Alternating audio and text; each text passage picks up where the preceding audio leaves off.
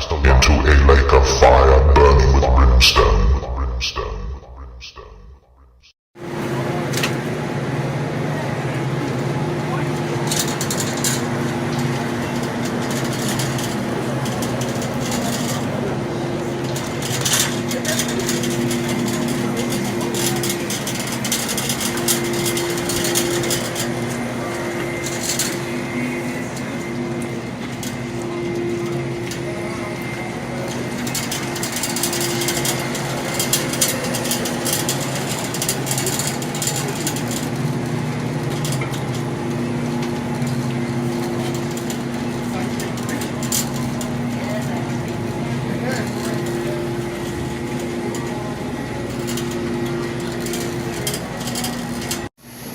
I want to give all the praises and the honor to Yahweh Bahashem, Yahweh Shah Bahashem, Rachaha Kodash, and double honors to the apostles and the elders of Great Millstone.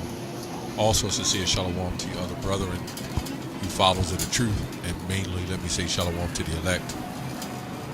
Anyway, I want to go in this video, as you've seen in the beginning of the clip of the video, I took that was myself taking some pictures in a few prominent stores that are known to have, stock groceries. But I said, well, I'm gonna just record it.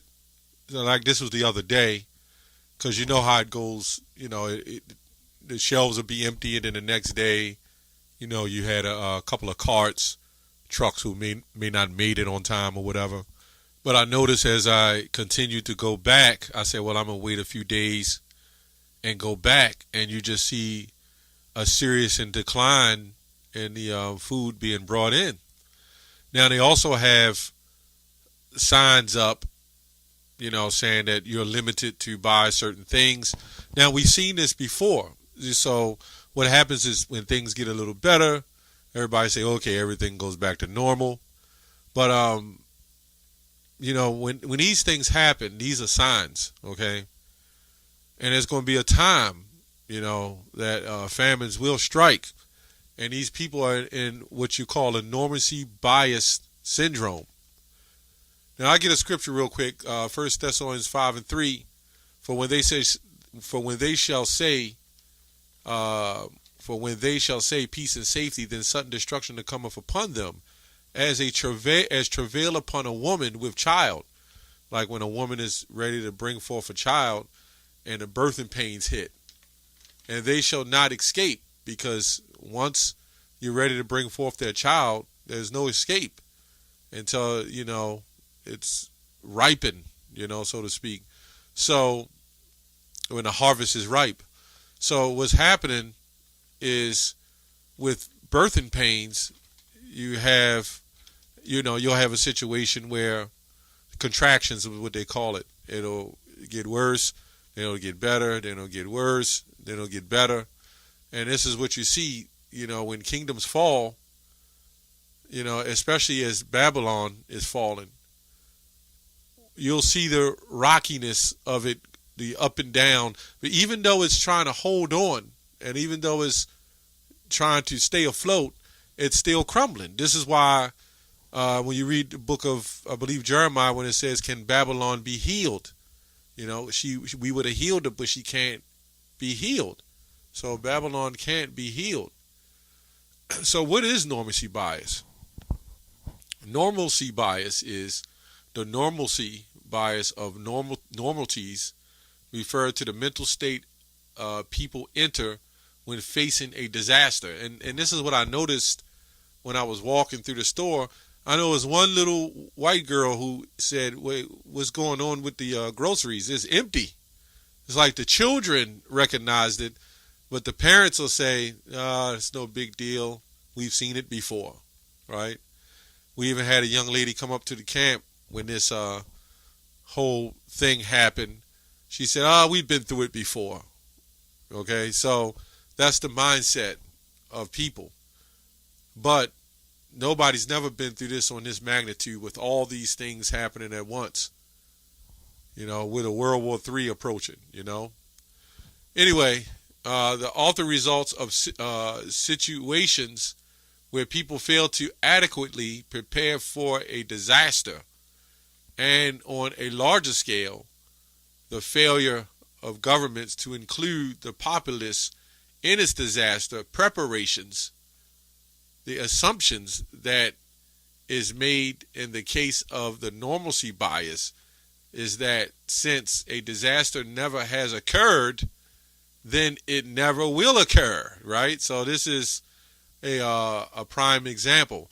So you have, if you ever watched The Matrix, and you had Cypher who said, "Put me back in, plug me in. I don't want to know. All I know is this steak tastes great," you know? So you're biased to normal, you're ignoring what's actually happening around you. It also results in the inability of people to cope with disaster once it occurs. Okay, that reminds me of a movie of The Day After, when the missiles shot out and a man was telling his wife to come into the basement, because of it was the end of the world, so to speak. And she continued cleaning and mopping and sweeping.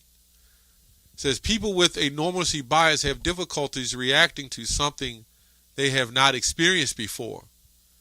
So what makes the prophets and you followers of the truth so great in this matter is the Most High. When we keep repeating it, and it may sound old to some, but we keep repeating it and repeating it. So when these things happen, I even had a family member speak today and said, "You've been saying this years ago." I said, "Yep." But it's not surprising because we believe what the scriptures say.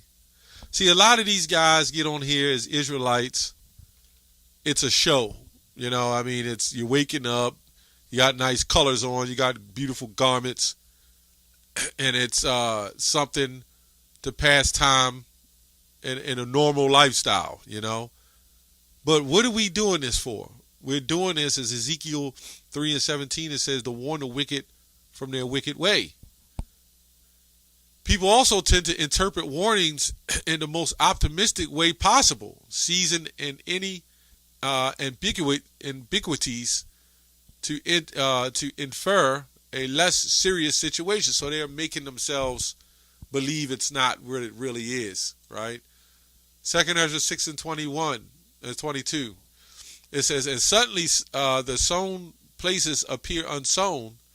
The full storehouses shall suddenly be found empty, and the trumpet shall give a sound, which when every man heareth, they shall be suddenly afraid. At that time shall friends fight one against another like enemies," right? These grocery stores, they're not going to last long, "And the earth shall stand in fear with those that dwell therein. The springs of the fountains shall stand still, and in 3 hours they shall not run. Whosoever remaineth from all these that I have told thee shall escape and see my salvation and the end of your world," right? So this is what we're looking for. We're looking for the end of this madness. This is like a simulation. And a simulation, basically, when you look that up, it's a unreal reality, right? I was just reading 27. "For evil shall be put out, and deceit shall be quenched."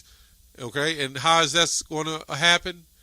"As for faith, it shall flourish. Corruption shall be overcome, and the truth which have been so long without fruit shall be declared."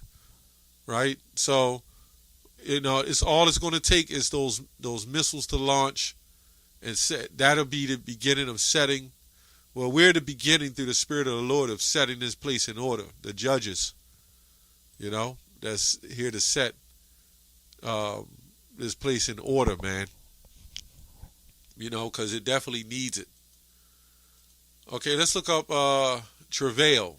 Back in 1 Thessalonians 5:3. A woman in travail, "For when they shall say peace and safety, then sudden destruction shall come upon them as a travail upon a woman with child." Let me go back there. G5604. something like that. G5604. Pain, the pain of childbirth, travail, pain, birth pangs, intolerable anguish, in reference to the dire calamities precede the event of the Messiah, right? So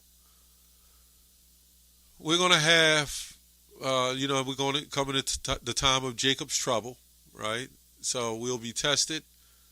Revelations 2 and 10. We'll be thrown in prison. So there's a lot that we're looking forward to. But when you read Matthew 24, when you read all the scriptures, it must come to pass. These are things that must happen. I mean, you really want to think about it. This is why Ecclesiastes 7 says what it says. Anybody who loves this life, right, they're off, right? You're not supposed to be in a house of mirth because nothing is right. This is all backwards, okay? So anyway, I don't have much else to say on that because really it speaks for itself. This is the time we're coming into. You can read all the articles that tell you about, there's not much I could say about it because this is the tube, right? But you can read the articles that go into why these things are happening.